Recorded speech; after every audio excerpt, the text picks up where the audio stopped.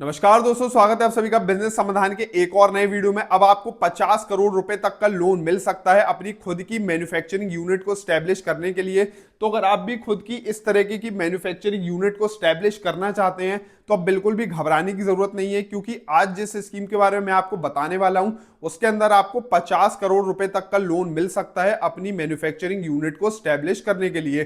तो चलिए वीडियो को शुरुआत करते हैं, समझते हैं इस स्कीम के बारे में कंप्लीट डिटेल्स को। अगर आप चैनल पर नए हैं तो चैनल को सब्सक्राइब जरूर कर लीजिएगा ताकि कोई भी डिटेल्स आपसे मिस ना हो। आज जिस स्कीम के बारे में हम कंप्लीट डिस्कशन करने वाले हैं वो सिडबी की स्कीम है। सिडबी क्या है? सिडबी एक गवर्नमेंट का ही बैंक है जो कि स्मॉल इंडस्ट्रीज को डेवलप करने के लिए बनाया गया हुआ है। इसका फुल फॉर्म है small industries development bank of India. इसका मेन पर्पस क्या होता है सिडबी का? इसका मेन पर्पस है एमएसएमई यूनिट्स जो होती हैं उनको लोन और फाइनेंस की फैसिलिटीज को प्रोवाइड करना। तो ये सिडबी का मेन रोल है। तो चलिए अब हम स्कीम के बारे में समझते हैं कि स्कीम में हमें क्या बेनिफिट्स मिल रहे हैं। चलिए, तो पहली जो हमारी स्कीम है जिसके बारे में हम आज डिस्कशन करने वाले हैं वो है अराइज स्कीम। इसके अलावा सिडबी की और भी स्कीम्स है जिनको हम आने वाले वीडियोस में कवर करने वाले हैं। तो आप चैनल को सब्सक्राइब जरूर करिएगा ताकि वो वीडियोस भी आपसे मिस ना हो। तो ये स्कीम जो है ये मैन्युफैक्चरर्स के लिए बनाई गई है। इसके अंदर आपको क्या क्या असिस्टेंस मिलेंगे? इसके अंदर जब आप फैक्ट्री को सेटअप करते हैं तो उसके लिए आपको लैंड की रिक्वायरमेंट होती है जहां पर आप अपनी फैक्ट्री को सेटअप करेंगे। तो यहां पर लैंड के परचेस के लिए ये आपको लोन प्रोवाइड करती है। आपको फैक्ट्री की बिल्डिंग बनाना पड़ेगी तो बिल्डिंग के लिए जो भी आपका कैपिटल एक्सपेंडिचर आने वाला है उसके लिए भी इस स्कीम के अंदर आपको फाइनेंशियल असिस्टेंस यानी लोन आपको प्रोवाइड किया जाएगा।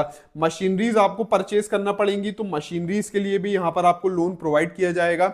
इसके बाद अगर आप अपनी फैक्ट्री में रूफटॉप सोलर को लगाना चाहते हैं, इलेक्ट्रिसिटी का कंजम्पशन अगर आपका ज्यादा है कॉस्ट सेविंग के लिए, तो उस वो भी इस स्कीम के अंडर में आपको प्रोवाइड किया जाएगा। इसमें जितना भी एक्सपेंस होगा वो भी आप इस स्कीम के अंडर उसका बेनिफिट ले सकते हैं और लोन के लिए अप्लाई कर सकते हैं।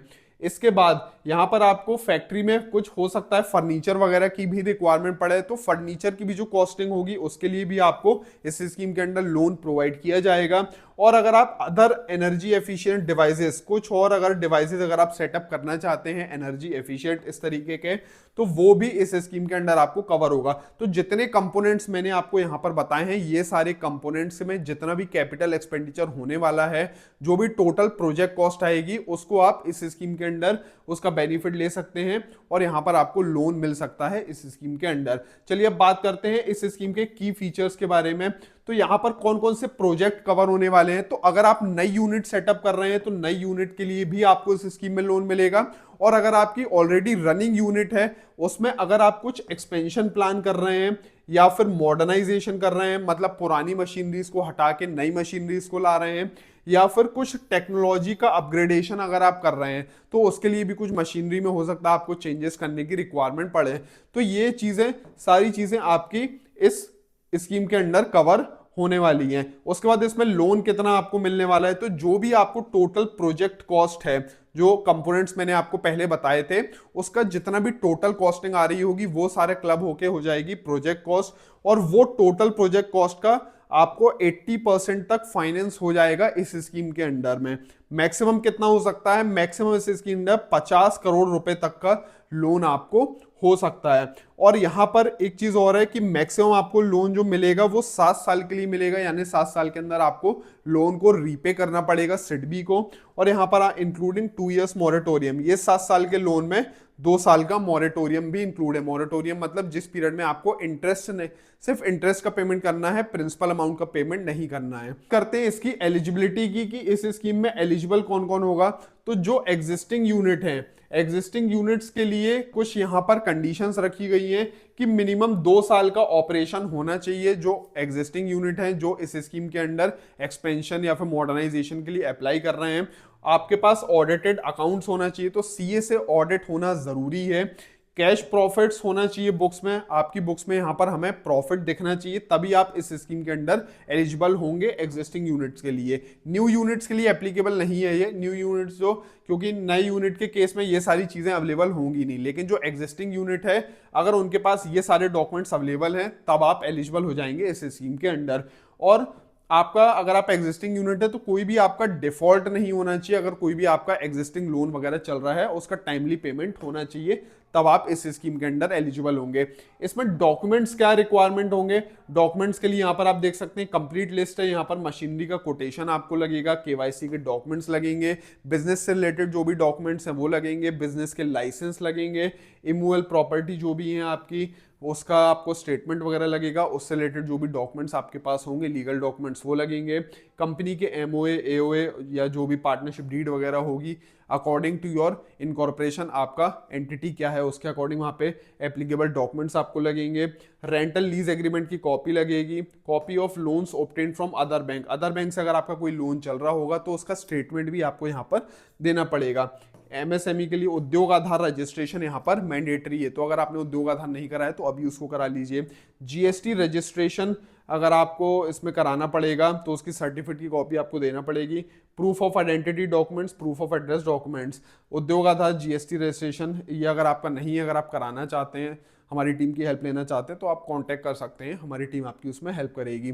तो ये सारे डॉक्यूमेंट्स आपको लगने वाले हैं, तो इतने डॉक्यूमेंट्स आपके पास अवेलेबल होंगे। इसका ऑनलाइन प्रोसेस होता है तो वो भी आपको बता देता हूं कि इसका अप्लाई हमें किस तरीके से करना है। ये जो लोन एप्लीकेशन का प्रोसेस है ये पूरा कंप्लीट ऑनलाइन होने वाला है। तो यहाँ पर आप देख सकते हैं सबसे पहले आपको सिडबी की वेबसाइट पर जाकर यहाँ पे अपनी डिटेल्स को आपको फुलफिल करना है।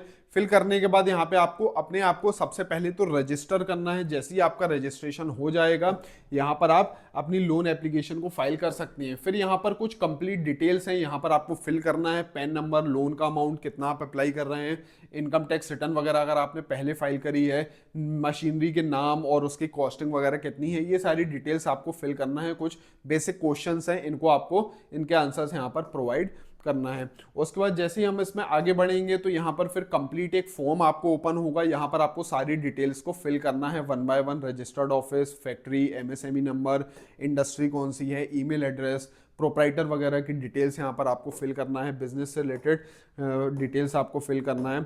और आगे कुछ डॉक्यूमेंट्स वगैरह भी आपको अटैच करना पड़ेंगे। यहाँ पर आप देख सकते हैं सारी डिटेल्स को हमने फिल किया।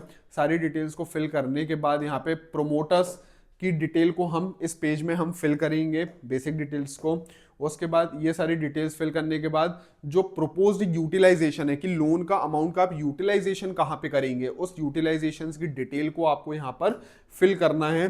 तो अगर आप इस फॉर्म को फिल कर रहे हैं तो एक एक्सपर्ट की कंसल्टेंट जरूर लें, असिस्टेंट जरूर लें, ताकि यहाँ पर कोई भी मिस्टेक ना हो और प्रॉपर आप इस स्कीम का बेनिफिट ले पाएं। तो एक एक्सपर्ट कंसल्टेंट की जरूर इसमें कंसल्टेशन लें। उसके बाद यहाँ पर आपको डॉक्यूमेंट्स भी अटैच करने हैं, डॉक्यूमेंट्स अटैच करने हैं, आईटीआर से रिलेटेड जो भी इंफॉर्मेशन है वो आपको फिल करना है, बैंक स्टेटमेंट वगैरह यहाँ पर अपलोड करना है। और अपलोड करने के बाद यहाँ पे बैंक की डिटेल्स हम फिल करेंगे, यहाँ पे फाइल अटैच करेंगे, जो बैंक अकाउंट का स्टेटमेंट है उसको हमें अटैच करना है। अगर न्यू यूनिट है तो उसके लिए यहाँ पर आपको जो रिसेंट अकाउंट ओपन हुआ होगा वो फुलफिल करना है, और अगर आपकी ओल्ड यूनिट है जिसमें ट्रांजेक्शन हो चुके हैं तो वो आपको यहाँ पर फिल करना है। उसके बाद यहाँ पर जीएसटी रिटर्न्स का एनालिसिस होगा। जीएसटी रिटर्न्स के एनालिसिस के बाद यहाँ पर लास्ट पेज में आपको डिक्लेरेशन को फिल करना है। डिक्लेरेशन फिल करने के बाद यहाँ पर आपकी एप्लीकेशन सबमिट हो जाएगी। तो इस तरीके से पूरा ये कंप्लीट ऑनलाइन प्रोसेस है। और ये प्रोसेस कंप्लीट होने के बाद आपको एक मेल आता है जिसमें आपको प्री सेंक्शन दिया जाता है सिडबी की तरफ से, और उसके बाद जब आप और कुछ डॉक्यूमेंट्स जो भी रिक्वायरमेंट होंगे वो जब जमा करते हैं तो आपके लोन को सेंक्शन हो जाता है। तो आई होप ये वीडियो आपको समझ में आया होगा, प्रोसेस भी थोड़ा बहुत आपको इसका आइडिया जरूर लगा होगा। कुछ भी अगर आपके डाउट्स हैं तो आप नीचे कमेंट बॉक्स में पूछ सकते हैं, हमारी टीम आपकी पूरी इसमें हेल्प करेगी। और आने वाले वीडियोज में हम सिडबी की और स्कीम्स के बारे में डिस्कशन करने वाले हैं। आपको ये वीडियो अगर अच्छा लगा हो तो इस वीडियो को और भी लोगों तक शेयर जरूर कर दीजिएगा ताकि वो भी इस स्कीम का बेनिफिट ले पाएं। तो चलिए मिलते हैं नेक्स्ट वीडियो में, तब तक के लिए